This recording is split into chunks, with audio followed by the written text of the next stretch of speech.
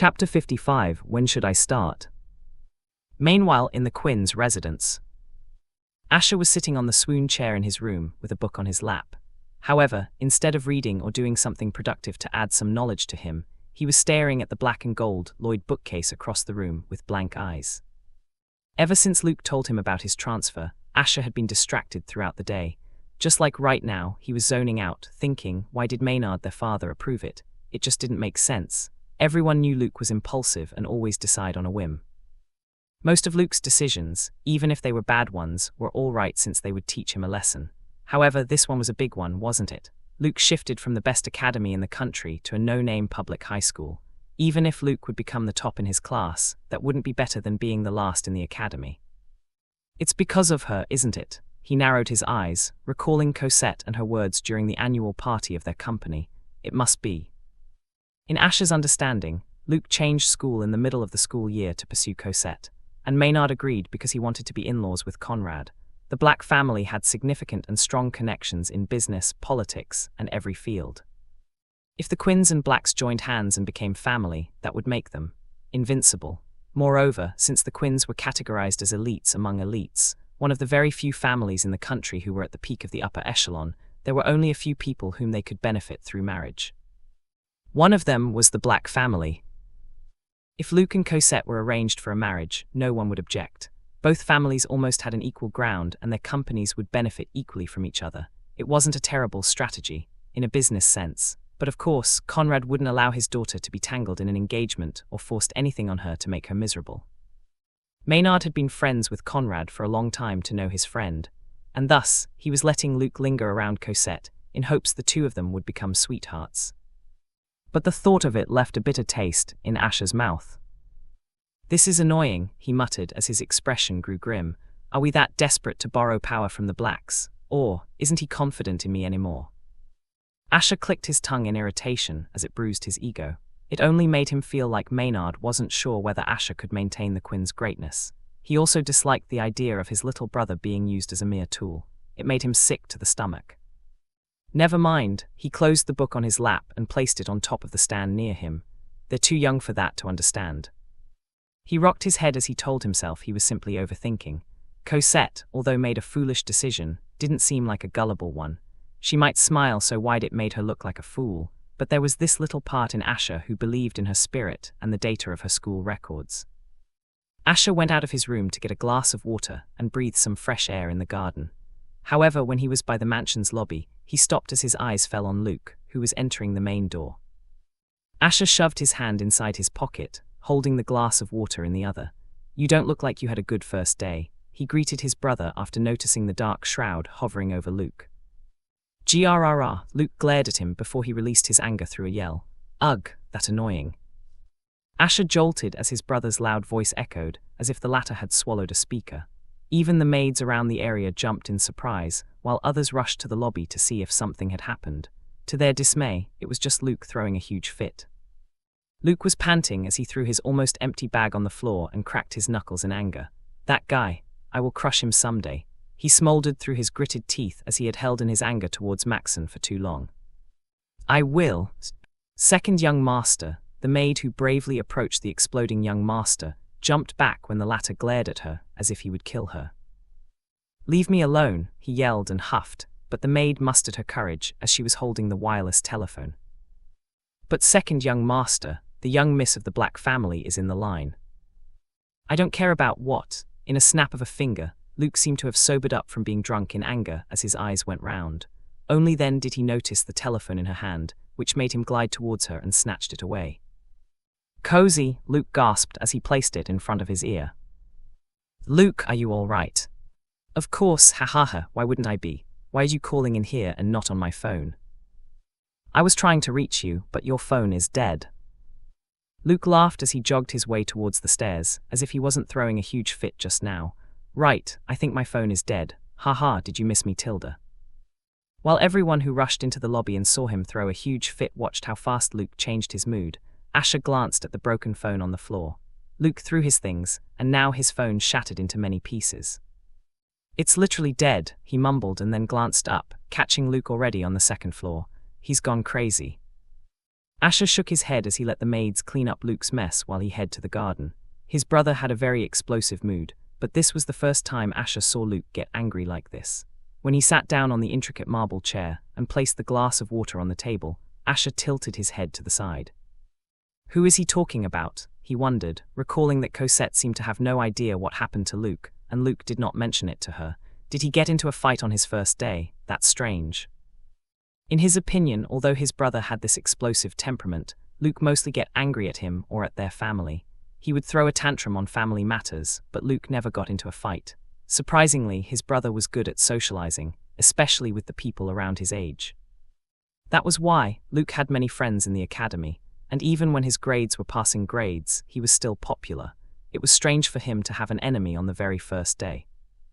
Well, that school is public, and it's an entirely new environment for him. He shrugged as he took a deep breath to have some peace. I shouldn't concern myself with his business too much. He doesn't like it and thinks I'm trying to control his life anyway. Meanwhile, that brat, Maxen kicked the trash on the corner of the street in irritation. No matter how many times he had cursed Luke in his head, he just couldn't get to calm himself down. Maxen had always thought no one could anger him anymore after what he had experienced in his brief existence. He had already mastered the nonchalance that he believed even if this world ended now, he wouldn't even bat an eye. He had zero care, and he thought nothing could anger him more since he had hated the world deep in his bones. But Luke proved him wrong. Luke's existence proved to him that there would always be that one person who could press all his buttons and test a person's patience. Damn, he grumbled as he stomped his feet through the narrow street on his way to his apartment. On his way, Maxen suddenly stopped in front of a small store. He slowly turned his head and gazed at himself in the reflection of the transparent glass wall. His anger slowly subsided as he looked at his reflection. Fat, messy hair, and just overall unattractive. Maxen rarely looked at himself in front of the mirror because there was no point for him, and his looks never bothered him. But now that he was staring at himself, Luke's face suddenly crossed his head. He balled his hand into a fist.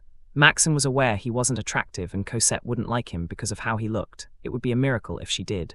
Still, he didn't have time, nor did he have the money to take care of himself. He was too busy surviving day by day. I hope you reconsider, Mr. Cloven. His jaw tightened as Conrad's voice suddenly rang in his head, and his eyes were filled with bitterness. Maxen stood there and stared at himself for a long time, letting time pass without thinking about it. When he snapped his eyes, he pivoted on his heel and walked away. As he did so, Maxen shoved his hand inside his pocket and dialed someone before he placed it in front of his ear. It rang twice before the line was picked up. Hello, Mr. Black, he greeted and heard the man's familiar hum. When should I start? Chapter 56, What's Stopping You? Let's call off the engagement. I'm calling off the engagement, Zeke. I'm the person who never forgives. I don't give second chances. He deserves it. He deserved it. He deserved it. Cosette gasped as her eyes popped open, breaking out in cold sweats. She blinked and caught the familiar ceiling, looking around only to see her room. A deep exhale slipped past her lips as she sat up, patting her chest mildly. That's scary, she mumbled, trying to catch up to her breathing. Just now she had a dream, a vivid one. In that dream she saw herself, the older version of herself. She was breaking up with a man. Everything was very clear and she was very different, fiercer, intimidating and decisive. Even when her heart was crumbling while mocking the man, she kept her stony countenance. And when she left the man, Cosette kept telling herself he deserved it, that the man didn't deserve her. However, no matter how she repeated it to convince herself, tears continued to fall from her eyes until she was screaming and crying at the same time. Cosette clutched her chest tightly. I can still feel the pain, she whispered as if she was there. However, she couldn't remember the man's face. All she knew was he was charming because her heart fluttered when she arrived at the establishment. But what she was certain was her heart. She seemed to have deeply loved the man, but she just couldn't forgive, and his betrayal was eating her from the inside. She couldn't move on from it, and even when the man could make her happy, he scared her. The thought, how long will this happiness last, often crossed her head, and when would he betray her? 1 year later, 2, 5. The reason she came to that decision, even though it hurt her like hell. Why am I crying? She wondered as she wiped her tears just because of a strange dream. It's just a dream. Cosette continued to wipe her eyes until tears stopped flooding her eyes. She huffed and gazed at the time on the nightstand, seeing she was up 30 minutes before her usual wake-up time. But she didn't go back to sleep, but instead hugged her knees because the pang in her heart was still there. I shouldn't think about that, she whispered, burying her face in her knees. A dream shouldn't bother me. Just then Cosette raised her head and furrowed her brows. Never in her time, ever since she came into this world, did she ever experience dreaming or having a nightmare. She would sleep and wake up and that was all there. This was the first time. That's so scary, she mumbled to herself, hugging her knees even tighter, but it feels like it happened. Cosette trailed off as something crossed her head. She tried to recall her dream once again, but it grew blurry. The more she tried to remember the details of the dream, the more it faded in her memory until she could only remember having a peculiar dream. Ugh, she clasped her hair as she tried to recall the dream but to no avail. Why are dreams so fleeting? An ugly frown soon dominated her face, because dreams just worked that way. She could remember back when she was in the hospital in her previous life that she always has dreams, but she would forget most of her dreams even before she could think about it. Whatever, Cosette shook her head in the end before she placed her palm across her chest. Even though her mind couldn't remember the dream, her heart seemed to remember it. Her heart was still beating restlessly. Forget about it, I still need to make lunchboxes. With that being said, even though it bothered her, Cosette tossed the idea at the back of her head. Cosette started her day earlier than usual, preparing lunch boxes for her, Conrad and Maxen. She planned to make one for Luke, but she didn't have a spare lunch box. Quite surprising for a household like theirs, but they could always eat in any restaurant. Still, Cosette couldn't help but think about what sort of dream she had. Even now that she was on her way to school and was riding a bus, she would zone out just trying to recall it. She didn't even know how she arrived at school and how she reached their classroom until Sarah clapped in front of her. Sister Cozy, you're early today. Sarah placed her bag on the side of her desk, which was just right in front of Cosette. There weren't any students in the room since it was too early. Hee, I woke up early, Cosette chuckled awkwardly and looked around. Do you always come in here first? Well, Sarah shrugged as she dragged the chair in front of Cosette closer to her. Yes, going to school is better. Huh? Cosette cocked her head to the side while Sarah rested her arms over the backrest of the chair. Is there something wrong? Huh, of course, everything is fine. Sarah chuckled and shrugged once again. Don't worry about me, Cozy. I just come to school because it's my escape. Home is just, chaotic. Cosette pressed her lips into a thin line while studying the bitterness Sarah was hiding in her eyes. She had been very focused on Maxen and subconsciously treated other people as simply extras in the novel. She didn't know these extras, she considered, had their own story to tell, problems to shoulder, and battles they were battling silently. How ignorant of her. Sarah, she smiled subtly as she reached for Sarah's hand. I can always lend an ear if you like. We're an hour early before the class starts, so, if you like to vent. Sarah chuckled and shook her head, but when she raised her eyes at Cosette again, her smile lines faded slightly. Before she knew it, tears suddenly pooled in her eyes. Goodness, she wiped her eyes in panic before she noticed the handkerchief beside her. She raised her eyes and her gaze landed on Cosette, who was smiling subtly at her. Seeing this, everything that Sarah held in for so long and hid behind her smile just exploded. Tears continued to flood her eyes as she accepted Cosette's handkerchief to wipe her tears. She hadn't even started, yet she was already bawling her eyes. Meanwhile, Cosette didn't say anything but rubbed her friend's back. I am so ignorant, Cosette thought while comforting one of the very first people who befriended her with a pure intention in this class. How can I think Maxen is the only one who had problems, that only characters who were named were the only people in this world? Not that Cosette changed her mind about changing Maxen's fate, it was just that. Cosette realized she had always thought this was all a dream, a very long one. The thought that this world was a world of a novel never left her mind, the reason she kept herself at arm's length. Even at Conrad and Lucia, her nanny Cosette never truly went all out or expressed her appreciation for them.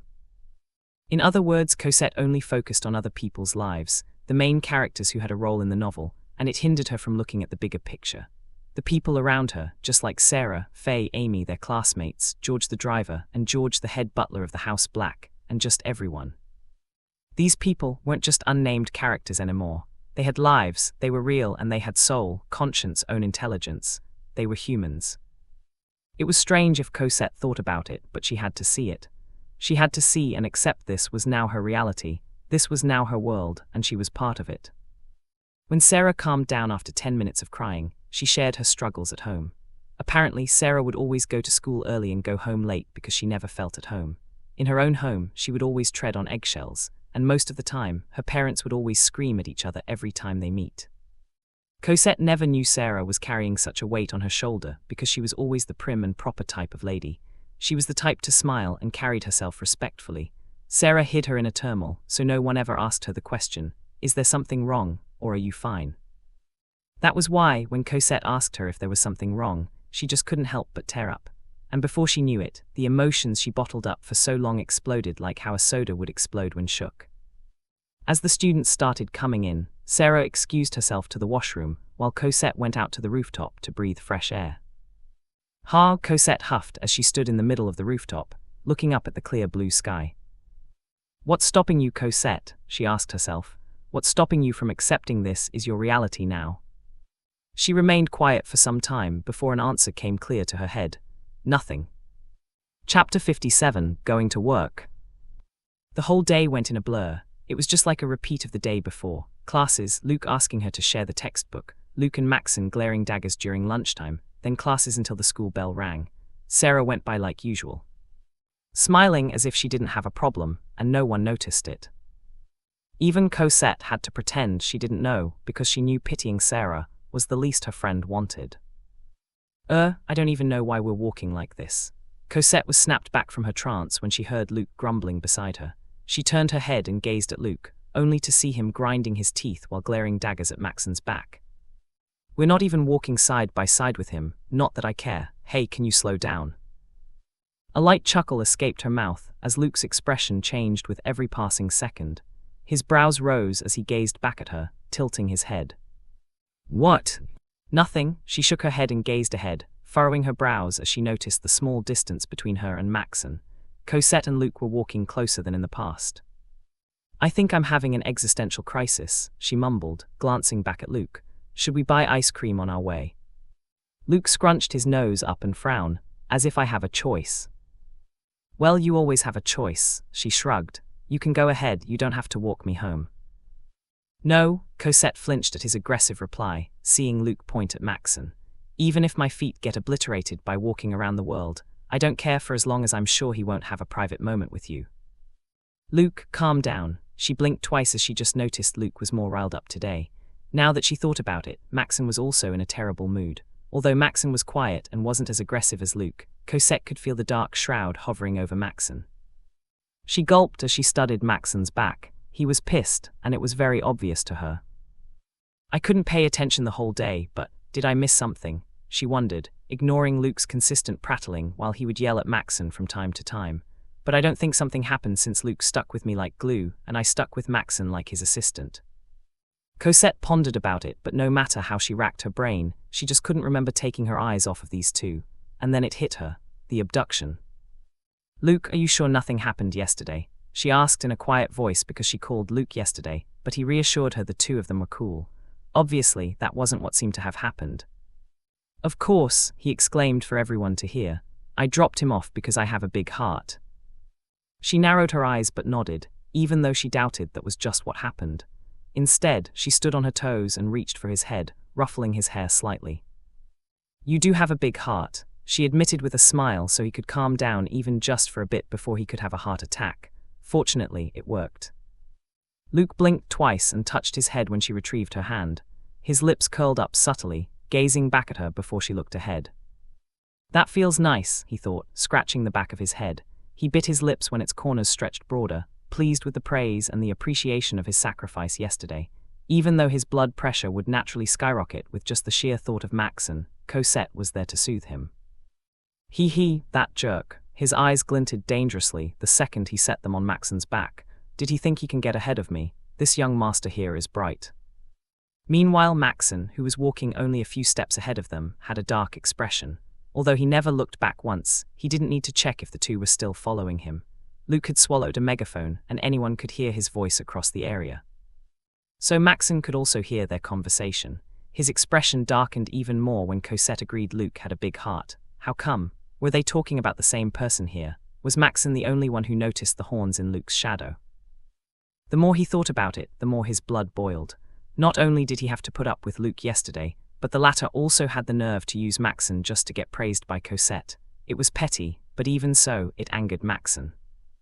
That jerk, Maxen ground his teeth as the invisible flames around him blazed wildly. I'll get back to him one day. With that being said, the three of them walked to the bus stop, stopping by the small convenience store to eat ice cream to enjoy, which they finished while waiting at the bus stop. It was the third time the three of them took the bus stop, Maxen riding with them until she got off. Luke clicked his tongue in irritation as soon as they stood under the shade. Max, do you have work after this? Cosette inquired, ignoring Luke's mumbling, facing Maxen, who got out of the bus last. I do, his reply was short and simple like usual. Won't you be a little late? No. Are you sure? MHM. Cosette pressed her lips into a thin line as she sized him up. Maxen's expression remained aloof and unchanging. Well, knowing him, he wouldn't walk her home if he would get late for work. All right, she nodded, and like usual, she didn't ride the car waiting for her and walked with the two instead. This time, Cosette and Luke walked ahead while Maxen kept a few steps from behind them. His eyes were fixed on her back, lips kept in a tight, thin slash. Actually, he was already on his way to work. Not just part-time work, but a full-time that could sustain his living expenses, school, and more. Today, he would come to finalize his contract with his new employer. I wonder what would be her reaction, he wondered, a little conflicted since he had already expected the worst. A shallow breath slipped past his lips, following them, and before he knew it, the three of them were standing in front of the large gates of the Blac residence. As usual, Cosette huffed and pivoted on her heel, facing the two of them with a smile. The second her eyes landed on Maxen, her brows rose as he hadn't spoken or waved her goodbye. He stood still. Luke also grinned from ear to ear, and she saw no speeding car in sight. Hey, you can now go. Luke elbowed Maxen lightly, raising his chin up. She's already here, so she's safe. This young master here will stay with her and you will not disturb us. Maxen cast Luke a nonchalant side-eye. I'm going to work. He then pointed at the gates. What? Luke frowned while Cosette tilted her head to the side. Huh. Maxen simply let out a quiet sigh and shook his head. He didn't explain himself as he marched forward, walking past Cosette, leaving Luke flabbergasted when Maxen entered the gates and the guards let him. Hey, that's trespassing, Luke yelled the second Maxen was beyond the gates. Meanwhile, Cosette took a moment to get the gist of what was happening. All she could do was stare at Maxen's back, frozen in her spot, drowning in the ocean of question marks. That sly fox, Luke grumbled while stress-eating in the Blac residence's garden as he and Cosette went straight there. Cozy, did you know about this? Huh? She snapped out of her trance as she gazed at the person across from her.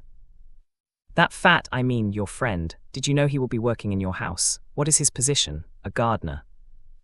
I don't know. How come you don't know? The deep lines on her forehead deepened as she lowered her eyes. The previous Cosette would surely know because she was literally the person managing the mansion. She had full authority over it, including the people working in the manor. But ever since she inhabited this body, Cosette stayed away from the original Cosette's routine. Papa didn't mention anything about it, she mumbled because Maxen went straight into Conrad's study because her father arrived when they were still walking in the driveway. She cupped her jaw and glanced back at the mansion. Will he really work in here? She wondered silently before the side of her lips curled up. But before her lips could even form into a half-smile, Cosette jumped when Luke suddenly snapped his fingers and pointed at her. Don't smile, he urged, causing her brows to furrow. Cozy, you're breaking my heart. It seems like you like this news. This is what I'm saying when I said he is only taking advantage of you. Look at him now. Cosette smacked her lips and shrugged, cupping her cheek, keeping the straw in the juice in between her lips. I hope my dad adopts him, she confessed and smiled, causing Luke to gasp in dismay. Chapter 58, because why not? Luke didn't stay longer as planned because he received a call and he had to rush home. So after sending him away, Cosette could not help but wait for Maxen in the mansion's lobby. Maxen was still inside Conrad's study room, and the longer he was inside, the more her anxiety increased. I wonder what, her thoughts trailed off as soon as she caught a familiar figure from the corner of her eyes. Max. Cosette sprung up from the futon and glided in front of him. What happened? She asked while he leaned his head back when she perked up. What do you mean, what happened? He returned. The contract signing, her eyes widened. What happened? No, I mean how? I mean why? No, you didn't tell me about it. Maxen studied the confusion and intrigued in her eyes before his lips parted. Why do I need to tell you? Max, she frowned. Of course we're friends and I'm concerned. Also my dad is involved.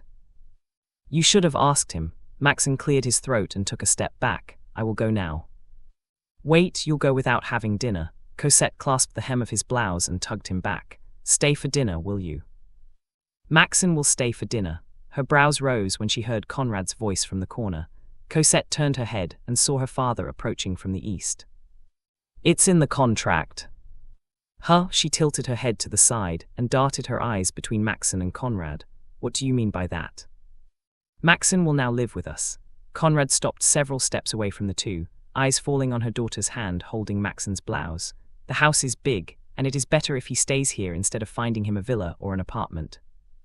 It took minutes for Cosette to process her father's words, blinking at him. Did Conrad say Maxen would live with them? Her mouth fell open as her eyes dilated, twisting her neck slowly in Maxen's direction. Let go. Maxen carefully held her wrist and pulled it away from his blouse. He snuck a look at her and her entire expression was blank, making him think of many other reasons she bore such a blank expression. Was it just a pure surprise, dismay? Which was it? Cozy, come. Cosette snapped back to reality when Conrad called her. I need to talk to you about something. Ugh. Conrad studied her for seconds before he nodded. I'll wait for you in the garden, he said before pivoting on his heel to walk away. Cosette could only stare at Conrad's back for minutes. She only returned to her senses when she felt Maxen was also about to walk away. Wait, she grabbed his wrist to stop him, waiting for him to look back at her. Is it true? His brow arched as he glanced at her hand. Why? He inquired in a distant tone. Do you feel betrayed I found a better job? What? Do you think I used you and went on your back? He smirked. So what if I did? You're rich and it won't hurt to. Max, what are you saying? Cosette knitted her brows in confusion, squeezing his arm mildly. I just want to make sure if that is true so we can celebrate. I'm happy, Max, she added with a subtle smile. It must be very difficult for you to accept my father's proposal, but I guarantee you this is a good decision. I'm proud of you. His eyes slightly dilated as her eyes softened in relief. They looked at each other, and he could tell she was relieved and happy with this new setup. Anyway, I need to talk to my dad. Cosette let his arm go after a moment and flashed him a broader smile. He still needs to explain to me why he kept this a secret. With that being said, Cosette waved lightly at him before skipping her steps where Conrad left. Meanwhile, Maxen stood frozen in the same spot for minutes. His eyes remained in the direction where she left, even though she had already left the lobby. It must be difficult for me, he thought, recalling her words just now. Maxen's jaw tightened as his hands balled into a fist. What did he expect? She would look at him with disgust or berate him. Of course she wouldn't do that. That girl was Cosette. She wasn't the person who would act all nice only to change when things weren't in her favor. I should feel relieved that she seemed happy about it, he thought, lowering his eyes. But why do I feel sad? A deep exhale escaped his nostrils before he pivoted on his heel to walk away. He didn't know why he was feeling a little sad, even though things went smoothly. Maybe it was because he kept judging and expecting worse from her, or that he felt guilty for something he didn't know. I don't think it is sadness. Maxen stopped in front of the guest room where he was told he would stay. It was the same room where he stayed in his first stay over in this place. He slowly opened the door and looked around this room, where he would stay from today onwards. It's fear, he corrected himself and addressed the feeling welling in his chest. From now on, I have to live with her 24/7, but at the same time, I feel like even if I am close with her, I took several steps back. It was a strange thing to feel, but that was what he felt like. He owed Conrad because Maxen never even thought he would be able to live in such a good place in his life. But look at this room. It was far different from his small apartment, where the ceiling was on the brink of falling apart. He didn't want to disappoint Conrad or Cosette. Even though Conrad was optimistic and had considered things, the seed of shame in Maxen's heart was already there. How conflicting. Maxen dragged his feet towards the bed, only to stop midway and in front of the whole body mirror. He looked at himself from head to toe, scratching his head before brushing his hair back. I'm so dumb, he whispered and shook his head, dragging his feet towards the bathroom to take a shower. Was there anything wrong with having an ambition? He wondered, standing under the shower. Maybe it was the sudden change in his life that was why he was having all these ridiculous thoughts and conflicting emotions. I feel ashamed, in wanting to make him look better, or at least presentable. The people he was walking home with, Cosette and Luc, often stood out with their looks. Although Cosette didn't seem to care about her looks that much and Luc was overly confident with his charms, Maxen had this little insecurity. Wasn't the reason he accepted Conrad's offer because of something petty?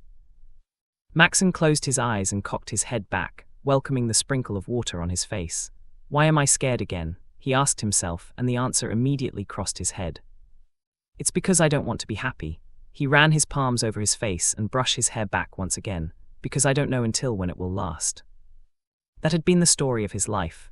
When something good happened to him, the news that would come after was just as terrible or worse. The reason he was terrified, ashamed, and sad. Meanwhile, Papa, Cosette peeked her head out of the door and looked for Conrad, which she easily caught standing outside. She smiled when Conrad looked back, still on the phone, signaling her to wait for a second. Cosette shrugged and tiptoed towards him, sitting in the intricate chair. It didn't take long when Conrad finished his call and sat down on the chair across from her. Papa, why didn't you tell me you plan on adopting Max? She asked as soon as he sat down. I'm not adopting him. I'm kidding, of course. She giggled and studied his fatal beauty, but it was amazing. Conrad chuckled at her relieved smile. Even when Cosette hadn't said more, her expression already told him she was pleased by this news. Surely she was fond of Maxen. I hired Maxen to look after you, he explained. I believed he is a man of his words and someone I can trust. He can go anywhere in the house, but your room is off limits. Papa, it's not that I don't trust you or Maxen, but you are still young, and I am still a parent. Cosette smacked her lips as she nodded. It's not like that is a problem. She shrugged. Also, I already planned on striking a deal with you so Maxen can live nearby or live a better life. Cozy, called Conrad, not surprised by her confession, because he always felt like Cosette would ask him to help Maxen one of these days. It just so happened Conrad took initiative even before she could. I understand you sympathize with Maxen, but I am curious. Why are you so persistent in helping him? Why, Cosette hummed a long tune as she pondered a logical answer. In the end, Cosette only grinned until her eyes were squinting. Because, why not? Chapter 59, Old Habits. Cosette and Conrad stayed in the garden to talk about things they would usually talk about. He didn't ask her anything anymore, and trusted that her actions towards Maxen were just as she claimed it was. But there was a real reason Conrad called for her in the garden. I will be away for a week, Conrad announced in his usual tone. There's a problem in our international branch, and I need to fix it myself. Oh, her lips formed an O shape as she rocked her head. When are you flying? In 6 hours. That soon, she gasped and looked at him with conflict in her eyes. His lips opened and closed, but Conrad's voice was stuck in his throat. Business trips were not new to them. In the past, he would frequently fly to other countries because of their business. Sometimes, he would go back and forth on the same day because he didn't want to stay away from his daughter for too long. But most of the time, he had to stay away for days. It couldn't be helped, and Cosette was already used to it. Never once did Cosette react strongly on any of his business trips, and sometimes, it was like she didn't care. However, seeing her sporting this worried expression, he was stunned. That soon, he repeated her question in his head, eyes on her. It was in 6 hours, not now. Cosette pursed her lips and sighed quietly. Where will you go? In Sherry. Sherry, Cosette murmured as she rummaged the real Cosette's memory, and within a snap of a finger, she figured out where this country was even though it was her first time hearing it. Isn't that a dangerous place now? Well, with the current problem in the new administration, it is, but I will be fine. She bit her tongue and exchanged looks with him. When she sighed and was about to open her mouth, Cosette froze. Just now she was pulled back to the real Cosette's memory, which made her eyes dilate. She looked at him, holding her breath, heart thudding. Don't go, she muttered and reached for his hand in panic. Papa, don't go. His brows furrowed as he narrowed his eyes. Cozy, what? He trailed off as his eyes fell on her hand that was holding his. She was trembling. He looked up to meet her eyes, only to see fear filling her eyes. Stay here, Cosette squeezed his hand, barely blinking. Don't go. Cozy, he sighed quietly. I am flattered that you are concerned about me, but I can't stay. She tugged his hand. Just this once, please. This time Conrad was rendered speechless. Why was she so scared? It was not like he was going into a war or something. Although the tension in the country Sherry was brewing, it wasn't like it was his first time going there. He went there more times than he could count his fingers. Cozy, Conrad adjusted on his chair until he was facing her, holding her hand and patting her knuckles lightly. I know this is the first time you asked me to stay, and I really appreciate it. However, I really need to go or our Sherry branch will fall altogether. It will be a fatal blow to our company if it happens. A shallow sigh slipped past his lips as he smiled subtly. I will come back as soon as possible, I promise. Her lips parted, but her words were stuck in her throat. Looking at Conrad, she was certain she couldn't change his mind. She wanted to tell him he will be in danger in Sherry. Once he goes there, a war will break out and he will be caught in a crossfire. Although Conrad wouldn't die there, he would inflict permanent injuries. He would never be the same and eventually grow weak. Their money could extend his life, but he would eventually take his last breath 10 years later. Everyone dies, but for her, 10 years was too short. Also, it wasn't called living if Conrad couldn't even enjoy life anymore. But what could she do? She was still young, and it was too abrupt for her to make a plan on the spot. If the memory of the real Cosette didn't cross her head, she wouldn't even know about this. It wasn't written in the novel, or rather it wasn't detailed. Cosette swallowed down the frustrating tension in her throat before she nodded. I understand. Thank you, he smiled and patted her hand once more. With that being said, Conrad and Cosette and Maxen shared dinner. Unlike the first dinner the three shared, Cosette was silent, so Conrad and Maxen would constantly glance at her. But Cosette would force a smile from time to not worry Maxen and her father, yet it wasn't enough to reassure them. Once she finished, Cosette excused herself politely and greeted them good night, without waiting for their reply. Maxen gazed at her with furrowed brows, wondering what happened to her with her talk with Conrad. When he snuck Conrad a look, the latter seemed to be just as confused as him. What happened? Cosette paced back and forth in her room, biting the tip of her thumb, as her mind was filled with Conrad's trip tomorrow. I need to think, she muttered in panic, thinking of ways to stop Conrad from leaving the country. Should I tell him I should come? She stopped packing as she ran her hand through her hair, racking her brain for answers. Come on, think. Knock knock. Young miss, Lucia trailed off while entering the door and catching Cosette standing in the middle of the room. Panic instantly resurfaced in her eyes, and she immediately rushed inside. Young miss, she exclaimed, placing the tray with a glass of milk on it on the nearest stand before rushing to Cosette. Lucia held Cosette's hand and used her apron to stop the blood from Cosette's thumb. She looked at her with worry, noticing that Cosette was also surprised to see that her thumb was bleeding without her noticing. Young miss, she called worriedly, let me dress it for you. Lucia didn't ask Cosette questions, but only helped the latter to her bed. While Cosette sat down on the edge, Lucia immediately fetched the first aid kit. Sitting on the edge of the mattress with Cosette, Lucia sanitized the minor wound and dressed it like an expert. Young miss, is there something in your mind? Lucia finally asked when she couldn't take it anymore, looking back at Cosette worriedly. You always do this whenever you are in distress. Cosette just looked back at her but said nothing. Looking down, Lucia's words didn't even register in her head. All she could think of was to stop Conrad from going on this business trip. I need to stop him, she whispered after some time. Papa will go to Sherry. Lucia sighed but said nothing. Just like Conrad, everyone in here was used to the master of the house going away for days. Sometimes it would take him weeks or months. Cosette had gotten used to it as well, even though she used to cry when she was just a child or look for her father every time he would go on a business trip. Should I tell him I will go with him? Cosette faced Lucia, looking for the go signal since she only needed someone to support her on this. Young miss. Nanny Lucia, he can't go. But you must calm down first, young miss. Lucia sighed, knowing this could lead to an argument between father and daughter. Cosette could be very upset with Conrad, especially with business matters. If only Lucia had the slightest notion that Cosette wasn't doing this because she was concerned about the business. But how would she know? Cosette wouldn't tell her because telling the truth would only make others think she was delusional. Worse, they would think she was jinxing her father. Young miss, the master will be fine. Lucia smiled. I'm certain he will be fine. It will make him happy if you can send him off later. Cosette lowered her head and rocked her head. She didn't have the energy to ask or argue with Lucia since there was no point. So Cosette didn't speak a word even after Lucia finished dressing her finger.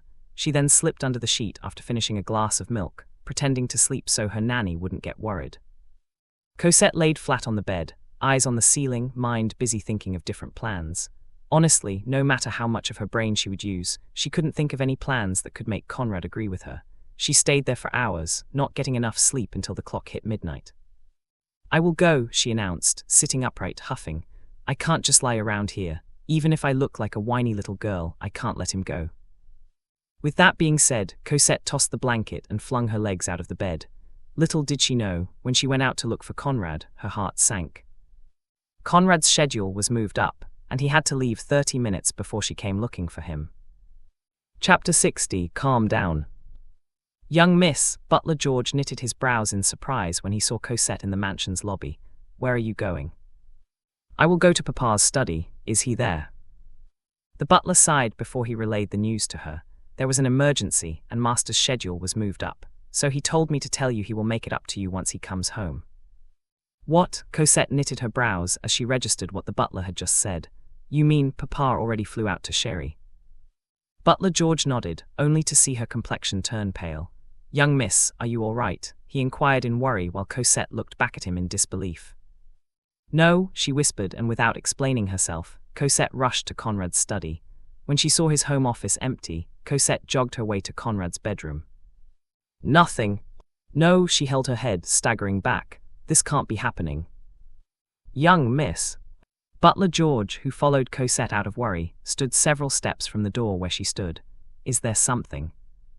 Butler George, the head butler, flinched at her loud call. Can you call Assistant Warren? I need to talk to Papa.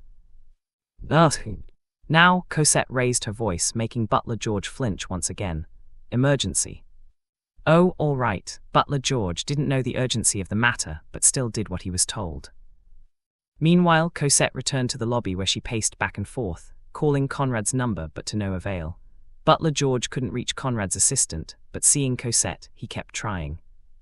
Come on, please pick up, she mumbled, biting the tip of her thumb out of panic, worry, and fear mixed all together. Even though Cosette already guessed Conrad had probably boarded the plane, she held on to the sliver of hope he hadn't. Butler George said Conrad left around 30 minutes before she asked for him. Therefore, it was possible Conrad hadn't left the country just yet. This can't be happening, she thought, trying to stay positive, although the scenarios in her head were growing negative. Her eyes began to heat up as the ringing sound echoed in her ear like thunder.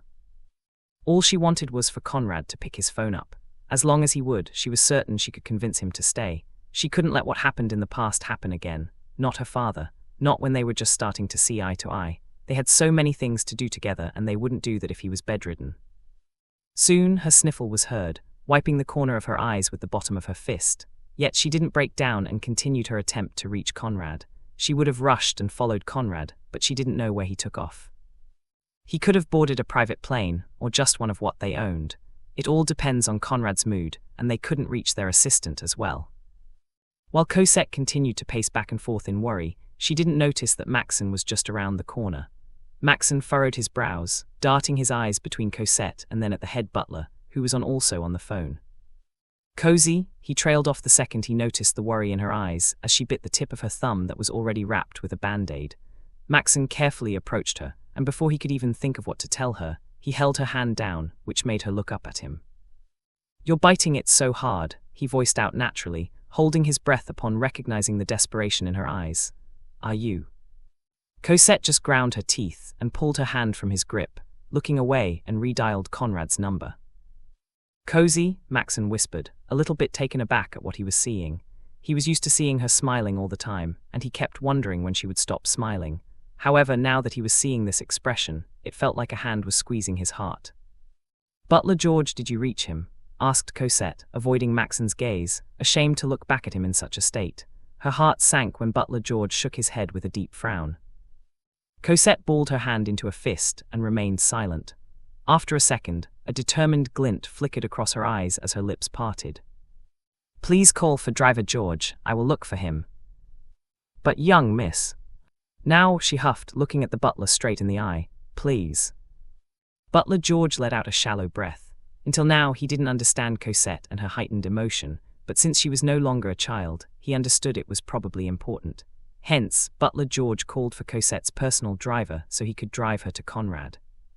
As Cosette rushed to the driver, a hand held her wrist and she looked back. Max. Cozy, I don't know why you're acting like this, but... Please, Max, don't stop me. I can't let my dad fly to Sherry right now. I'm not stopping you, replied Maxen with a sigh, watching her knit her brows. I'm saying I will come with you. Your father entrusted your safety to me, and it is only proper if I accompany you. Cosette bit her inner lip as she looked back at him before she nodded. A sigh of relief slipped past his lips before the two of them hopped to the black sedan parked outside the mansion. Her driver had worked for the Black family for years. Thus, he didn't need direction when Cosette told him to drive to their company headquarters as fast as possible. On their way, Cosette was still trying to call Conrad in silence, while Maxen would glance at her from time to time. This wasn't what he expected on his first night in their house, but it wasn't like he had expectations at all. She looks really worried, he thought worriedly. Now that I think about it, this is not the first time I saw that expression on her face. Cosette wore that same emotion in her eyes during their first meeting. Back when he was in the hospital, she looked at him as if she had known him all his life. He just didn't think about it until now because he somehow got used to her smiles. Maxen raised his hand and held her arm, making her look back at him.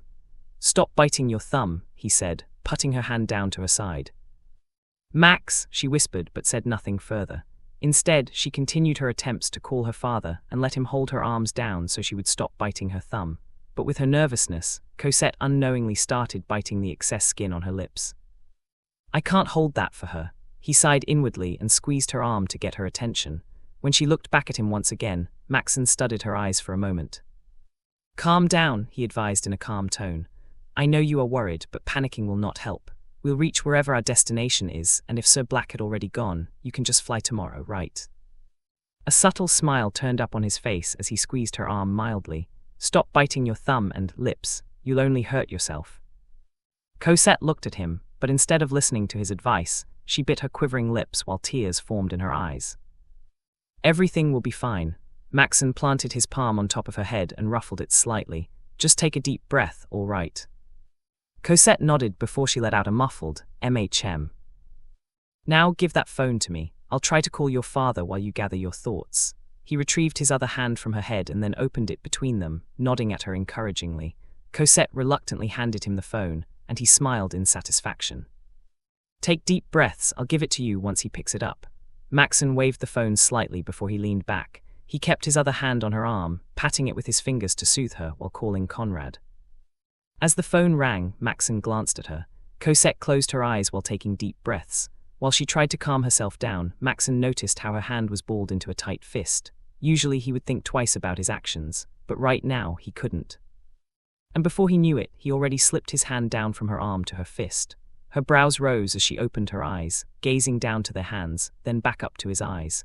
Maxen didn't hold her hand, but instead pressed his index on top of her fist. It was strange, making her wonder what he was trying to do. "Calm down," was all he said, then poked her knuckles, the phone still in front of his ear, eyes on her. "Loosen up, I mean." Cosette pursed her lips into a thin line, but instead of just loosening up, she held on to his forefinger. It wasn't that she was trying to anger him, but she just needed to hold on to something or someone. To her surprise, Maxen didn't complain as he let her hold him like that while he focused on the phone. Chapter 61, He Sets the Bar Too High. "Are you calm now?" Maxen inquired after 10 minutes on the road, and still got no answer from Conrad. "Yes, thank you," Cosette nodded, a bit calmer now. "Good." His eyes fell on her hand that was holding his finger, but she tightened her grip even more. "Just for today," she whispered as he raised his eyes to her. "I'm really scared." Maxen rocked his head in understanding but said nothing. He then pulled the phone away from his ear, only to redial Conrad's number once again. Seeing his action, Cosette could not help but heaved a sigh of relief. If not for Maxen, Cosette probably lost it already. She was under too much stress and couldn't think straight, but because of Maxen's patience and company, she managed to keep herself together.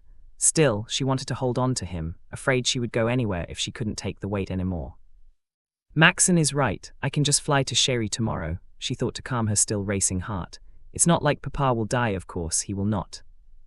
She nodded in determination, as she told herself to not think about it too much. Cosette continued to give herself some time to think of plans. Still no answer, she inquired to Maxen after 5 minutes. The latter frowned and shook his head sideways, but she didn't panic anymore. Cosette simply let out a deep sigh. "I hope he will be fine," she thought, gazing at the window only to see the towering building of her company from the highway. "No, he will be fine for sure. If my memory serves, the chaos in Sherry will break out on Papa's 3rd day. I have time, that's right, I have time." Maxen still tried to reach Conrad's phone, even though they were already approaching the building of the BLK Corporation.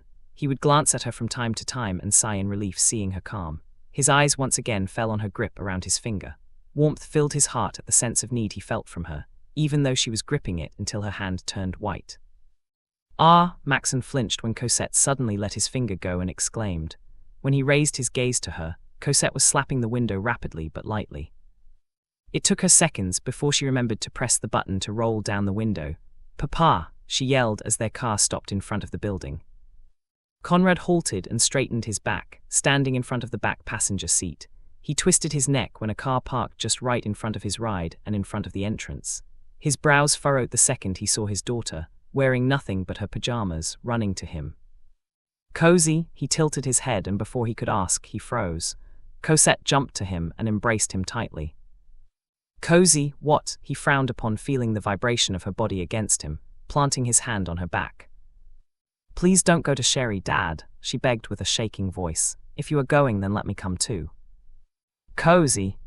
"Please." Cosette let him go and held his hand with both her hands, eyes fixed on him. "Just this once, Papa, just this one, listen to me."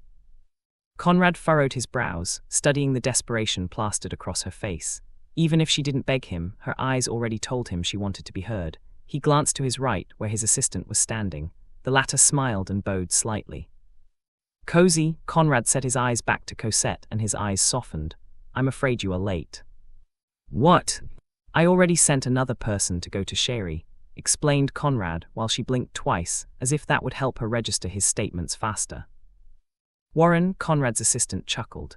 "Young miss, apparently. His Majesty changed his mind at the last minute. He said he was a little worried about leaving you behind when you asked him to stay.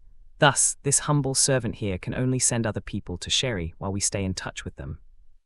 "Really?" Cosette looked back at Conrad with twinkling eyes. "Really?" Conrad nodded. "You heard Warren correctly, although he made a fuss about it." "Papa," with the relieved emotion in her heart, Cosette jumped and embraced her father. "Thank you." "Anything for you," he chuckled and patted her back. Now he could confidently say he regrets nothing. Matter of fact, he was relieved he changed his mind because her upset mood during dinner bothered him. Losing millions was better than losing his daughter. After all, he had worked hard all his life, and it was time to prioritize her. "Orwa," Warren wiped the invisible tears from the corner of his eyes. "This is so touching." Meanwhile, Maxen, who was standing outside the open car door, smiled in relief. "I'm glad she's fine now," he whispered after listening to Conrad's explanation. "Her father sets the bar too high. It somehow makes me feel reassured that stupid brat will stand no chance, even if he is the son of the president of the country." With all that said and done, Conrad let his daughter go. As he did, he glanced in Maxen's direction before setting his eyes back to her. "Did you come here in your pajamas to stop me?" he asked, raising his brows. Right." Cosette looked down and only realized what she was wearing before she laughed awkwardly. He, yes." "Cozy," Conrad sighed, chuckling. "Let's go home then." "Chem," she nodded before she perked up. "Max is with me." The second Cosette turned her head back to the car she rode. She frowned as it already sped away. "He's someone who can read the mood." Conrad ruffled her hair. "We had the same destination anyway, let's go." Cosette smiled as she nodded. "Yes." With that being said, Cosette and Conrad hitched the ride, and the car immediately sped away. Warren, who was standing in the same spot, smiled. What a lovely duo they had become. Warren hummed as his heart was moved to tears, seeing how Conrad's relationship with his daughter improved significantly. However, his smile soon cracked when he realized he was the only person standing outside the building in the middle of the night. Inside the car where Cosette and Conrad were. "Anyway, Cozy, if you do not mind me asking, why are you strongly against this trip?" asked Conrad when they both settled in. This time, Cosette froze because she barely had a plan for this. The side of her lips curled up as she giggled awkwardly, returning his gaze. Seeing his brows raise while waiting for an answer patiently, Cosette had no choice but to choose the most believable lie she could come up with. "Please God, don't punish me for lying," she mentally crossed her fingers. "I've been taking tabs on the situation in the company," she lied. She knew nothing about the current situation of the company. "I've taken an interest in our Sherry branch because I thought it's a good place to start and was planning to move there. That's why I'm aware of the current state of affairs. I'm simply afraid something will happen while you were there, while the tension in Sherry continuously increases." "You were planning to study abroad?" he asked, stuck in that claim, which was what she planned. "Yes," Cosette lowered her head, unable to look him in the eye while lying. It was not like she was completely lying. The real Cosette had been interested in this particular branch and did an extensive presentation to make it the best branch among all the subsidiaries they had. I was planning to study abroad and help in a smaller branch first, but I changed my mind because I don't really want to stay away from you. This time, she mustered enough courage to raise her head and smile. That's the time I suggested transferring school. I thought instead of working in the company, I should work on myself first. It was worth it. His eyes softened while his lips curled up subtly. Conrad planted his hand over her head and patted it gently. You never cease to amaze me, he muttered. Thank you, Cozy. Papa. And I'm sorry if I worried you. I'll try to become better. You're already the best, she giggled before jumping near him, hugging his arms as if it was a teddy bear. Cosette leaned her side against him, lips curled up with a sweet smile. Papa, you're the best father I can ever ask for. Let's always stay happy together and put all those wasted years in the past where they belong. Her eyes softened as her heart now felt at ease, yawning as it was rather late, but before Cosette could succumb to a peaceful sleep, she whispered, I just want you to be happy and healthy, so you stay with me for a long time. I love you, Papa. Conrad froze for minutes before he gazed down at her, his lips curled up, seeing she had fallen asleep just like that. I don't know when was the last time we said such words. He patted her knuckles that were around his arm. You mean the world to me, Cosette. Thank you for being born. End of Volume 1. Chapter 62, Summer Vacation. Days after Conrad's supposed plans to fly to the country of Sherry, a war between the government and the anti-government broke out. The people the BLK Corporation sent were caught in the crossfire, but fortunately, no one was gravely injured and returned to the country in one piece. How that happened was because Cosette suggested raising the security of their people, to which Conrad agreed. Everyone was relieved Conrad didn't go himself, because even though their people returned in one piece, the chaos was so bad they barely made it out. It was better if Conrad was safe, since the company would move properly, and the order would be kept efficient if he was safe than having him in the middle of the crossfire. With that being said, Conrad and the BLK Corporation were still on a setback, and he had been busy since. Meanwhile, Cosette also returned to her normal life. Ever since Maxen started living in their house, she had been at ease. However, that didn't mean her life had been more peaceful. In fact, it was the opposite. When Luc came to know about this, he lost it. Literally, Cosette could still remember how he made a fuss for an entire week. Staying over the Blac's residence an hour before midnight, and sticking his nose in Maxen's business. In other words, he was keeping an eye on Maxen. Conrad had been busy, but Luc felt more like a strict parent, keeping his eyes open just in case Maxen would do something silly to Cosette. Luc and Maxen's relationship had also improved, or just grew worse, but at least, aside from their constant banter and taunting, they hadn't chosen violence. Yet. That had been the story of her life. Cosette sandwiched with Luc's daily drama, her classmate enjoying looking forward, even how this telenovela unfolds, and then watch Luc sniff around Maxen once they reached home. It had been that continuous cycle that she somehow got used to it until they all didn't realize it was already summer vacation. Nanny Lucia, is it just me, or does time fly so fast? Cosette turned her head to Lucia, who was entering her room early in the morning to bring her some water. Young miss, time runs the same. Lucia chuckled as she placed the water on the bedside table, a routine both of them got used to. She then sat down on the edge of the bed while Cosette was still lazing around. Maybe it feels fast because you just don't notice the time since you are enjoying it. Enjoying it, Cosette blinked and gazed at the ceiling, revisiting her days in school since today was the first day of their school vacation. She thought her days were just a repeat, but now that she thought about it, she sort of missed school. Why? Because at the end of the day, there was more in her days than Luc and Maxen's banter. She hadn't noticed it, but she was hanging out more with the girls. She also made more friends, and everyone was growing close with Maxen, although the latter was obviously unhappy with it, but Maxen never told them off. Cosette grinned before she faced Lucia. I guess you're right, Nana. I like school and I already missed my friends. I'm sure they feel the same. Lucia smiled softly, glad to hear Cosette missing her friends. In the past, it didn't matter to Cosette if it was school days and vacations. The only difference was that Cosette had to adjust her schedule. She was just as equally busy as Conrad. With that being said, Lucia left Cosette so she could laze around.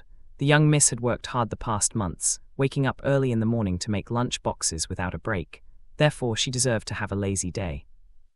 Lucia looked back inside when she was by the door and chuckled. Cosette was rolling around on the bed, enjoying her lazy day. I'm glad she seems fine doing nothing. Lucia shook her head mildly before closing the door carefully. Meanwhile, Cosette enjoyed the softness of her blanket while rolling around her bed. When she got exhausted and found a snug position, she stopped and blinked. There's nothing better than doing nothing, she crooned with a relaxed smile, knowing she didn't have to do anything anymore. Cosette remained silent for a while, blinking until all she could hear was nothing but silence. Her smile faded as her relaxed expression turned dead. I'm bored already, she confessed, rising from her position. I don't know what to do, honestly. A deep exhale slipped past her lips. Cosette got used to her daily routine that now it was vacation. She didn't know what to do. She glanced at the clock resting peacefully on the bedside table. It's too early to bother Maxen, she whispered. Although Maxen was awake at this time, he was definitely not in the mood. I don't know if his temper is getting worse because of Luc or his patience is getting longer. Cosette shook her head and wondered what to do for today. This wasn't just a normal weekend where it would pass so easily. This was a vacation, and she wouldn't see her friends for that long. That's sad, she frowned, thinking about her classmates who became her friends as well. She would usually check on Sarah, and the latter would always tell her everything was fine. Well, Sarah would talk to her if she wasn't. Cosette was glad that Sarah was stronger than she appeared, so she wasn't deeply worried about her. It's too early for everyone. I bet they were still sleeping. Cosette flung her legs out of the bed and marched towards her desk. She opened one of the drawers and picked up her daily journal. It was too early to be calling her friends on the first day of vacation. They were all probably enjoying the morning glory of the first day of their school break, so Cosette didn't want to bother them for now and sound annoying. Instead, she wanted to plan her schedule for the entire vacation. Another deep sigh slipped past her lips. I honestly don't have any plans, she mumbled, holding the pen and staring at the blank page of her notebook. In Sister Cosie's memories, she would usually work in the company during summer vacation or attend seminars to add her skills. Cosette sighed for the umpteenth time. I'm already glad Max lives here, so I'm less worried nowadays. In the past, Cosette was always restless the second she woke up, wondering about Maxen's well-being. But ever since Maxen lived in the Blac residence, Cosette was at peace. Although she would bother him from time to time, it wasn't to the extent she would harass him and not respect his alone time. Should I plan a vacation with Papa and Maxen, the three of us, she wondered, tapping the end of the pen against her temple lightly. Will that be fine with Papa? I mean to Maxen as well. She pursed her lips, thinking Conrad had been busy since the problem in Sherry Rose. Although things had settled down, her father was still as busy as ever. He would still take some time for dinner so he could share a meal with her, but she had noticed that Conrad had been staying late at night in his office. Who would have thought, she murmured as a subtle smile resurfaced on her face, that I will last this long here. At first, Cosette believed this was all a dream, a long one. She didn't want to believe this was her world now because she might wake up one day. But the longer she stayed, she had slowly come to terms with this dilemma. It was not like she entirely believed this was her reality now, but she told herself to enjoy her time here for as long as she could. In that case, even if she wakes up, she would have tons of memories to keep. Thinking like this helped her accept her circumstances and treasure all relationships she had. Cosette chuckled as she reviewed her time here from the beginning. Every day was a blessing for her. She enjoyed every second in this world, and deep in her heart, she wished to stay here forever. Ding! She snapped her eyes as her thoughts were abruptly cut off when a notification sound came from her phone. Her eyes veered towards her phone on the desk, reaching for it to check who could be texting her early in the morning.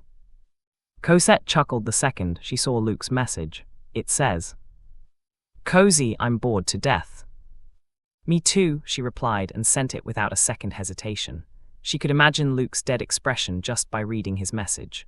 Knowing Luc, he was also the person who disliked doing nothing, but also doesn't bother people aside from her. Right, back in the academy I always wish for a vacation to come, but now I'm dead. Everyone is just busy as hell and I don't know what to do, was Luc's reply before he sent another message. That's why I invited everyone on a trip. I'll be fetching you, but leave that behind. Cosette raised her brows as she read his message. A trip, huh? She mumbled, before the corner of her lips curled up. Count me in, Maxen will come else, my dad won't allow me to come. Ugh, that cunning fox, he surely found a powerful backer, she giggled at Luc's reply. Chapter 63, The Villain's Appeal Showing. This is weird. Maxen raised his brows and gazed at Cosette, who was standing beside him under the bus waiting shade. She had her eyes narrowed while rubbing her chin, sizing up the silent Maxen. Max, did you grow taller? She asked, bobbing her face to examine him, or did you lose weight? He blinked, shoving his hands inside his pockets. Maybe you got smaller. What? I think you're shrinking, Cozy. He looked at her from head to toe and then nodded. I think that's the case. Her face crumpled slightly and looked at him in disbelief. Max, how can you twist a topic in such a twisted way? She frowned. It's just weird since I feel like yesterday, you were just this tall and now you seem to have grown an inch or two overnight. Also, if it's just losing weight, that's even weirder. Are you starving yourself secretly? Maxen let out a quiet sigh, watching her demonstrate how tall he was yesterday and today. It was not like he knew how a person grows unnaturally, but he had answers for losing a bit of weight. How come it's weird? He stopped her, mumbling, tilting his head to the side. Thanks to you and Sir Conrad, I don't need to eat just anything to fill my stomach. I eat healthy foods, so even if I eat more, I'm not just inflating like before. Oh, you were dieting. Her eyes dilated slightly. Maxen never told her about it, though. Also, as far as she remembered, she kept feeding Maxen as her way of spoiling him. He shook his head mildly, peeling his eyes from her to the highway. If he answered her, she would continue to talk to him. Although Cosette was like a mother who wouldn't stop putting food on his plate, Maxen had to sweat it off to not break his mission to slim down a bit. Not just for aesthetic purposes, but Maxen needed to be fit if he wanted to protect her from anything. After all, that was his job, and he needed to do it properly. In that case, Conrad would be at ease since the man had been busier than ever since the incident in Sherry. Although Maxen would sometimes accompany Conrad late at night and just chat with him about Cosette, more like reporting. That's how you avoid conversations. Cosette clicked her tongue as she glanced at his side profile.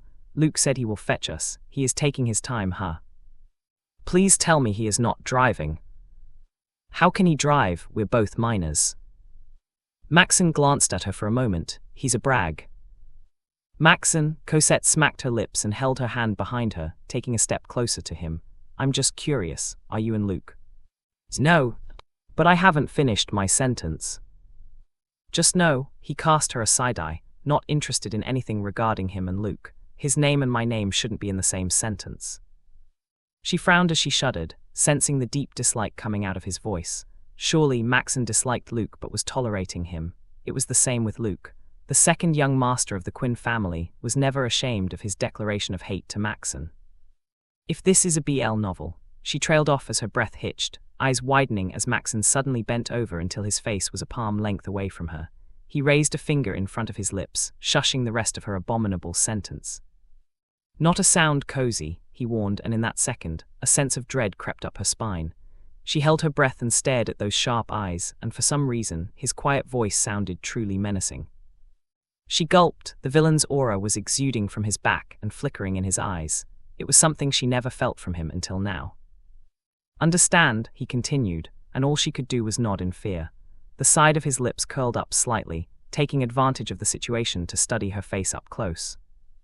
Good, he nodded before he straightened his back, raising his chin, eyes on the highway to see if that insufferable second young master was already around. His expression grew sour upon seeing an approaching limousine. Even though he hadn't seen that in his life, deep in his heart, he already guessed the passenger inside was Luke. The car just bore the same arrogance even from afar. Meanwhile, Cosette lowered her eyes as she massaged her nape. Her face felt slightly hot, sneaking a glance at the indifferent Maxen. Since when did he look mature? She wondered, clearing her throat as the look in his eyes flashed across her head. From the beginning, Maxen didn't look that intimidating. Sure, there were times she was scared of him, but that was because Cosette was aware of what he was capable of. But just now she felt a different kind of danger, a feeling she never felt before but definitely read about. Her heart skipped in that 5-second moment. He was dangerous, but at the same time a little sexy. It tugged her villain fetish a bit. Even in the novel, that was the reader's usual sentiments to the author. If they were villains, why make them hot? She recalled, shaking her head to keep her thoughts together. But unknowingly, Cosette looked at him once more with her own discretion. I haven't been noticing it since he started living with us, and I'm almost with him 7 times a week, but Maxen is a little different, she thought, narrowing her eyes as she sized him up from head to toe. I don't know what is exactly different from him, but it's very distinct. Was it his sex appeal? Honk! Cosette jumped when a limousine suddenly stopped right in front of the shade Maxen and Cosette was standing under. She slowly set her eyes to the car in front of them and saw the window roll down, revealing Luke, who tipped his sunglasses down. Luke grinned until his pearly white teeth were showing. Hop in, Cozy, he winked. Luke, this is not a prom night. She shook her head and dragged her feet towards the car door the second Luke opened the door from the inside, but just as she bent over to get in, Maxen placed his hand on top of her head to keep her from bumping her head. She glanced at him and cleared her throat. Thanks. Maxen just jerked his chin to signal her to hitch in while Luke instantly smoldered in anger. Yet, like usual, Maxen ignored Luke's tantrums as he got in after Cosette. Chapter 64, Bonus Chapter. What are friends for? Cozy, aren't there houses for sale in your area? Luke fumed after releasing his anger at Maxen's way of flirting. This can't continue.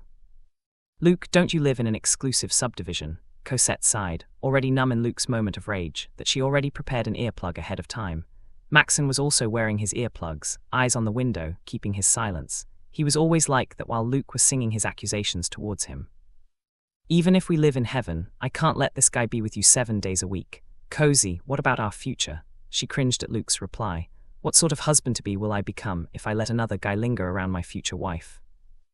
All she could do was stare at Luke, sighing, rendered speechless at his argument. She thought she was already used to him, but it seemed Cosette just got used to how he would render her speechless every single day. Meanwhile, Maxen, who had his music at the highest volume so he wouldn't hear Luke, did nothing. He still heard his remarks, causing his expression to turn sour. He closed his eyes briefly. Don't mind him, Max, don't mind him, because if you do, he will drain you. He chanted those words in his head until he convinced himself to ignore this annoying second young master. Cosette sighed and changed the subject while Luke was mumbling and glaring daggers at Maxen. Luke, are we going to use this limo for your vacation home? Isn't it a bit too grand? No, Luke cleared his throat and adjusted in his seat. I was planning to rent out a bus, but I don't want to stay on the road for long. Also, our classmates are too used to the bus. It's better if they experience more fun things. Fun things? She cocked her head to the side, watching the corner of his lips stretched from ear to ear. Luke. Heh, don't worry about that, Cozy. Let's fetch them first. Her brows rose at his mischievous and enthusiastic grin, but shrugged. Knowing Luke, he probably had things planned perfectly. After all, aside from Maxen, he liked everyone, and thus he was the crowd's favorite. The only time Luke was annoying was whenever Maxen was around, but if it was just him and Cosette, he was more than tamed. Well, I'm looking forward to this trip. Cosette smiled as she leaned back comfortably, excited about this 3-day and 4-night trip Luke had just come up with this morning. Fortunately, Conrad permitted her since Maxen was with her with a condition to update him from time to time, which Cosette already planned on doing. This was like a field trip for her since she and Luke transferred in the middle of the school year. Therefore, her excitement continued to increase every passing second while they were on the way to fetch their classmates to the meeting place. Little did she know, there were more things that would happen than what she imagined. Unlike Cosette's sentiments this morning, her classmates were also awake early because they got used to waking up early. Hence, when they got Luke's message this morning, most of them packed things for this trip. Who would refuse a free trip? The meeting place was the convenience store near the high school. One after another, everyone arrived with the bags containing their things for the next 3 days and 4 nights. Oh, thank goodness I arrived on time. Faye panted for air, holding her knees in front of the convenience store.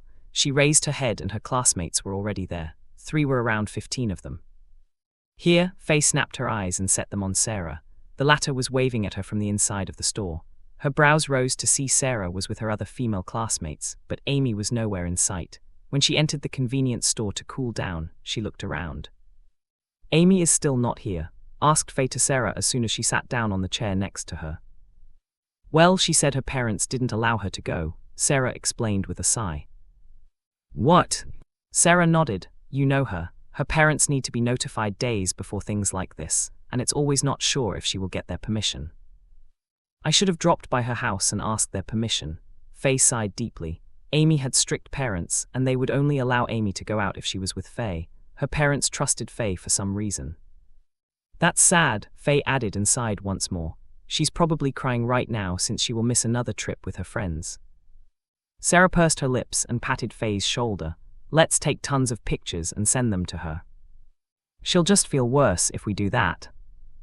Then, Sarah sighed, not knowing what to do. She gazed at Faye and forced a smile, squeezing Faye's shoulder lightly. Faye, you know Amy. If she knows you were sad about the whole trip, she will feel even worse if you didn't get to enjoy it because of her. Faye smiled faintly. I'll try. The two of them stayed silent, looking at their other classmates who were engaging in different discussions while they wait for Luke. The young master said they would fetch them.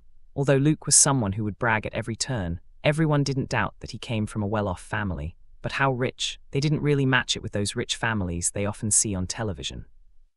Just a normal rich kid who could afford a comfortable lifestyle, not that kind of comfortable. "Where are they, by the way?" asked Faye after a moment, turning her head to Sarah. The latter shrugged.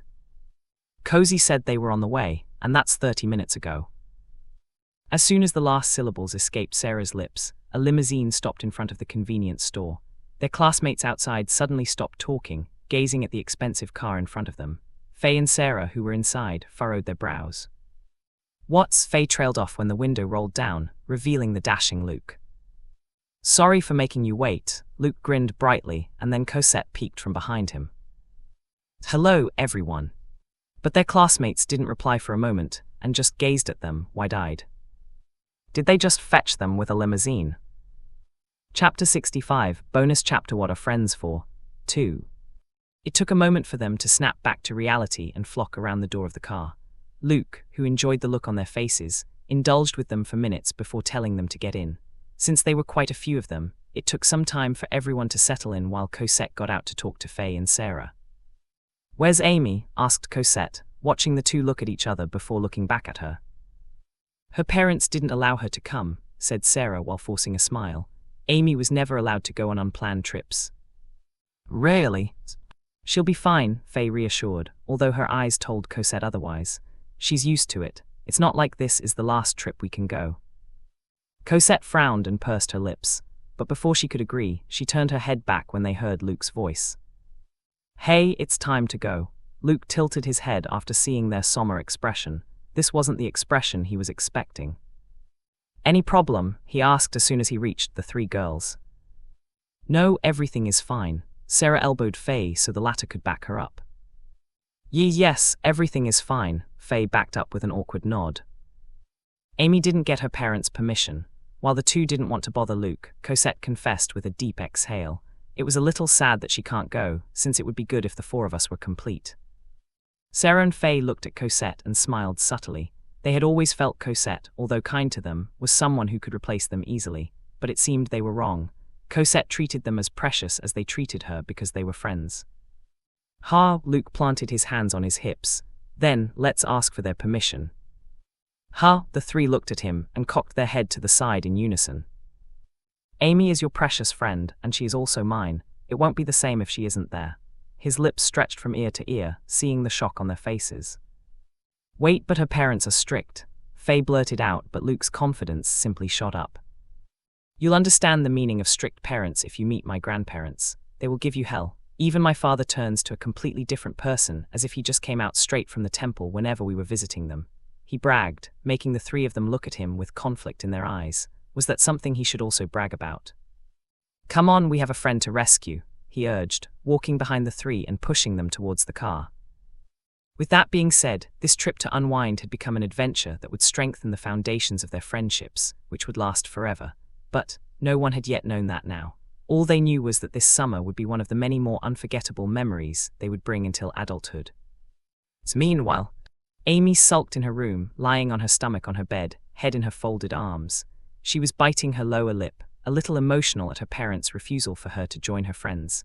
She wiped the tears that rolled across the bridge of her nose. It wasn't like she didn't understand her parents. She knew they were simply worried about her since she was an only child. They wanted to protect her. However, she had been doing her best to do well in school, even though she still fell in the last section. She just wanted to go on a trip with her friends at least once. "They probably met already," she mumbled, thinking they had already set off. "I hope they have fun." Knock, knock. Amy immediately hid under the blanket, the second she heard the knock from outside before it creaked open. From the other side of the door, a woman in her late mid-50s with a neat low bun while wearing an apron sighed. "Can I come in?" came out a soft voice, but no answer. She still entered the room carefully and sat down on the edge of her daughter's bed. "Amy," she called, patting the mound on the bed where she was hiding. "Amy, sweetheart, can we talk?" Amy sniffed before she slowly pulled down the blanket and sat upright.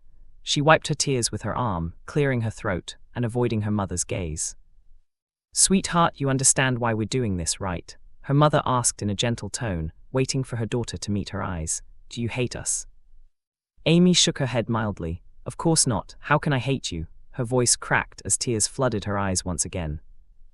I was just a bit upset because my friends will all be there, and I'm the only one who isn't there, she confessed as her face contorted while tears continued to stain her cheeks. She cried until she was hiccuping, showing how she truly wanted to go on this unplanned trip, and not being able to have fun with her friends upset her to tears. Her mother sighed quietly and waited for her to calm down. Amy, she called and opened her arms. Come. Hiccuping, Amy jumped to cry in her mother's embrace to release her frustrations. Her mother said nothing, and simply rubbed her back until she had calmed down after 5 minutes. I didn't know you will be this upset, her mother confessed as she let her daughter go, brushing her daughter's short bob-cut hair. We just want to protect you, but of course I hate seeing you cry. That is why I talked to your father about this trip. Amy shook her head and wiped the lingering tears from the corner of her eyes. It's all right, Mom. They probably left already and I'm all right now. Thank you. Her mother smiled, brushing her cheek. You have great friends, sweetheart. I don't think they would leave without you. She then cocked her head in the door's direction. Amy's brows furrowed and slowly set her eyes on the door. Their foreheads were peeking from the side, Faye, Cosette, Sarah and Luke, with a large grin on their faces, making her eyes dilate before gasping when she set her eyes back at her mother. They were quite persistent too, her mother added. Always take care of yourself and don't forget to have fun, all right? Mama, Amy jumped to her mother and embraced her tightly. Meanwhile, Cosette, Faye, Sarah and Luke looked at each other with bright smiles on their faces. Their smile spoke the same, mission success. Chapter 66, Bonus Chapter Rich. Amy and the girls, Faye, Sarah and Cosette, helped her pack for the trip. Her parents left her tons of reminders before they left. Inside the limousine, their classmates were even hyper when the four returned with Amy. Now they were all chatting excitedly. Meanwhile, Luke smirked triumphantly, staring at Cosette who sat with the girls. Beside him, or rather, the person sitting at arm's length from him was Maxen. The latter glanced at Luke, studying the second young master's triumphant smirk. Heh, Luke folded his arms under his chest and cocked his head, eyes on Maxen. See what I did there? I wasn't there, how can I? Maxen quirked a brow, not a bit interested in how Luke got Amy's parents to agree. But well, even if he wasn't interested, Luke would happily fill him in. Apparently Amy's parents weren't that strict. They were overprotective. Using Luke's persuasive tongue, he managed to make them agree by confronting them. It was quite a surprise how Luke put it, but in the end, Amy's parents agreed because they wanted to protect their child, but not at the cost of her happiness. Moreover, Cosette, Faye, and Sarah's hopeful gaze as they waited with bated breath moved their friends' parents. Those girls were the last straw for Amy's mother and father to agree. It may sound corny, but Luke called it the power of friendship. Maxen stared at Luke as he bragged about this feat they all achieved together, but he didn't wait for the latter to finish as he set his eyes back to the window. And you did it because she's your friend, he asked in a quiet voice, almost left unheard with the voices and laughter inside the limousine, but Luke still heard him. Luke smirked and shrugged, setting his eyes back to Cosette. I did it to see her smile like that. His lips stretched even broader, satisfied to see her happy. It was worth it. His response, however, was something Maxen didn't see coming. The latter glanced at Luke once again, only to see him staring at Cosette, who was giggling with the girls. This guy, Maxen thought, snapping his eyes away, resting his chin on his hand, still had redeeming quality. Meanwhile, as Cosette was taking a picture with the girls, she could not help but feel this distinct gaze from a direction. Her eyes moved to where she was sensing the gaze, and she saw Luke smiling at her. The side of her lips curled up into a smile, mouthing, "Thank you." Luke tilted his head down and mouthed back, "You're welcome." Sometimes, even though he would say many ridiculous things, his actions sometimes take me by surprise. She chuckled and shook her head, a little amazed by him and how he made Amy's parents agree. It wasn't as simple as how he described it to Maxen, it was more than that. Luke just showed he was a true Quinn. And with that, they travelled to Quinn's vacation home, or what they thought, because just an hour later, everyone except Cosette and Maxen would meet the shock of their life and question why a person such as Luke was mingling with them in the first place. 1 hour later, the limousine headed straight to the airport, but that wasn't the most shocking of all. But when everyone stood on the runway, gazing at the airplane, slacked jaw, they were told this private plane was owned by the Quinns, Luke's family. Slowly, they turned their eyes on Luke, who stood proudly in his stature, hands on his hips. None of them made a sound as they stared at him with slow breaths and blank eyes. The only one who wasn't fazed by the display of wealth was Maxen. Even Cosette was in disbelief. What? Luke raised his brows, laughing at the shock plastered on their faces. This was why he loved bragging. Their expression was phenomenal. "You're rich?" Faye asked under her breath, making Luke arch a brow. "I mean rich as in rich." "How rich?" Amy also muttered in disbelief. "Like a prince rich, not the normal rich," Sarah added in the same tone. "The extremely rich. Another male classmate chimed in and others also added, never forgetting to add the word rich multiple times in a sentence. Luke broke out in ugly laughter. "Yes, did you all think I was bluffing this whole time? I am the second young master of the Quinn family." Later, he blinked, seeing their blank expression. "You guys, you don't know anything about the Quinns." "Is it some sort of political family?" asked Faye. "I thought only political families are this rich. That's what my father always says whenever he watches the news." "Goodness," Luke clicked his tongue and shook his head. If he started telling them about the history of the Quinn family and their success in business for generations, a whole day wasn't enough. "I can't believe you guys. If this is in the academy, they would even tell me the details I don't remember in our family history." He huffed and waved. "Forget it, I'm a rich man's son, end of the story. Now let's go, shall we?" "Wait, didn't you say your family vacation home is near? Why are we riding a plane?" asked one of them, even though they only showed their identification card on the counter. "It is near, just 1 hour by plane." Luke blinked almost innocently. "But it will take us 3 days if we ride a ship. We don't want to waste 3 days on a ship, do we?" Later. "This is nonsense," Maxen commented and sauntered off, hooking his finger around Cosette's wrist to drag her with him. "Oh," Cosette snapped her eyes at Maxen's back before she heard Luke yell. "Hey, how dare you shit!" Luke stomped his feet to follow them, but then stopped and looked back at them. "Let's go, Max will abduct my future wife." With that being said, Luke sprinted to follow Maxen and Cosette. Meanwhile, his friends looked at each other before excitement dominated their faces. "Kaya, I never rode a plane, a private one at that." Faye cheered and hooked her arms around Sarah and Amy's arms, dragging the two while she skipped her steps. "I'm so excited." Sarah and Amy held their breath and looked at each other before they giggled. Shortly after, everyone's shock expression turned excited as they made their way to the steps up of the plane, looking forward to what this trip had in store for them.